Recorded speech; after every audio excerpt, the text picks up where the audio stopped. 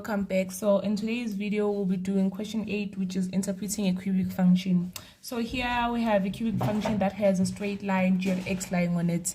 The equation of our cubic function is f at x is equal to x minus 2 squared x minus k, and g at x equal to mx plus 12. So from this equation, we know that 2 and k are our x-intercepts. And from this equation, we can see that 12 is the y-intercept of this function. So 2 and k are the x-intercepts of this cubic function. And here we can see that 12 is the y-coordinate of the y-intercept of the graph g at x. So in question 8.1, they're asking us to write down the value of b. So b is the point that is lying on both the f at x and g at x graph. It is the y-intercept of both graphs. So we did say that the y-intercept of g at x is this constant, because this is y is equal to mx plus c. This is the equation of the straight line, and from here we can see that c is always the y-intercept, and in this case our c is 12. So 8.1, they're saying write down the coordinates of b. So b is 0 is to 12, because we know that for y-intercept our x-coordinate is 0. And then 8.2, they're saying calculate the x-coordinates of a. A is our x-intercept. A is our other x-intercept, because I did say that we have 2 and k. So A is the value of k. So in this case, we already know that 0 is to 12 is a point on this graph, because we did say that 0 is to 12 is a point that is lying on both graphs. So we can substitute here y 12 and then x 0 and then get the equation of k and get the value of k.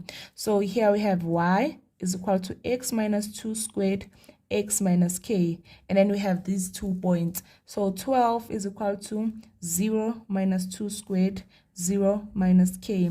12 is equal to 0 minus 2 is negative 2. Negative 2 squared is positive 4, because negative times negative is positive and 2 squared is 4. So this is 4. 0 minus k is minus k. So here we have 12 is equal to minus 4k, because positive times negative is negative. All over minus 4, all over minus 4. So we get that k is equal to minus 3.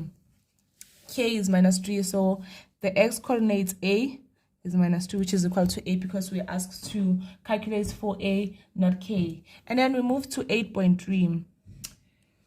8.3, they're saying if k is equal to minus 3, calculate the coordinates of c. So c and d are our turning points.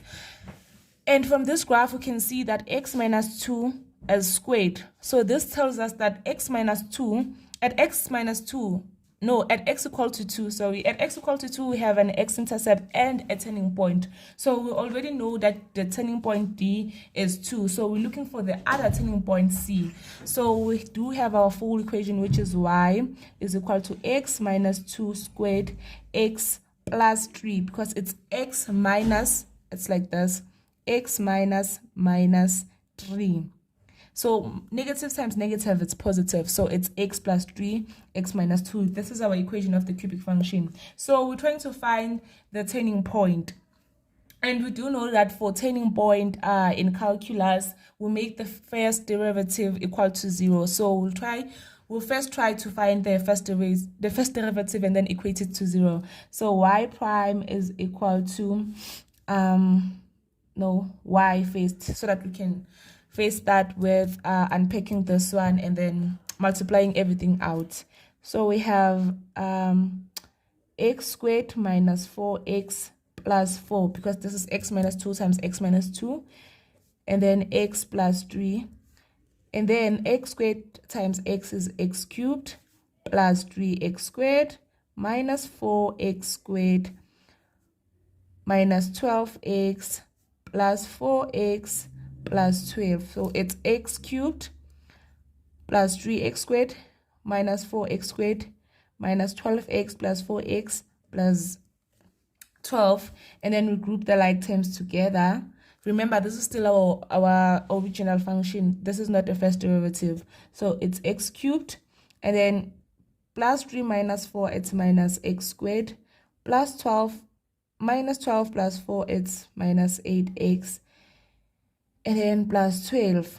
And then first derivative y prime is equal to 3x squared minus 2x minus 8.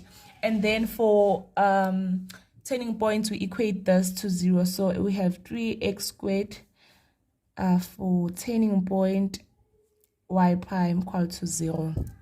And then 3x squared minus 2x minus 8 equal to 0. And then we can factorize this by using the two brackets method. We have 3x, we have x, and then we're gonna look for numbers that when you multiply them give you 8, but when you add them they give you 2. So we have 8 and 1, 4 and 2 in this case. So we'll try to substitute these terms and see if which values will work for us. So if we substitute 4 here and 2 here, we have that 6x.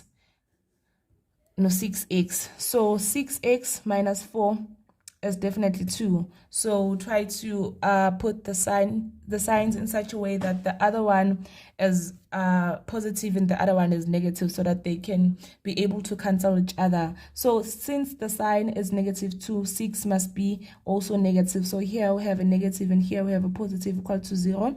So 3x plus 4 equal to 0, or x equal to 2. So already know that the value of c is not 2, because 2 is the value of d. So we're going to deal with this equation only.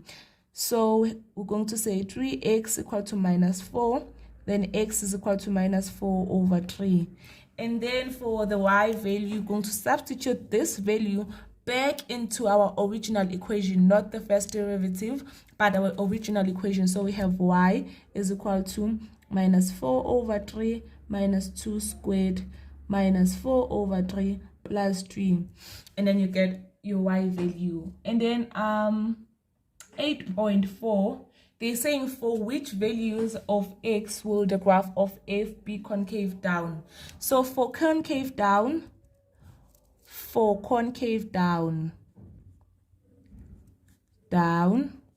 the second derivative of x must be less than 0.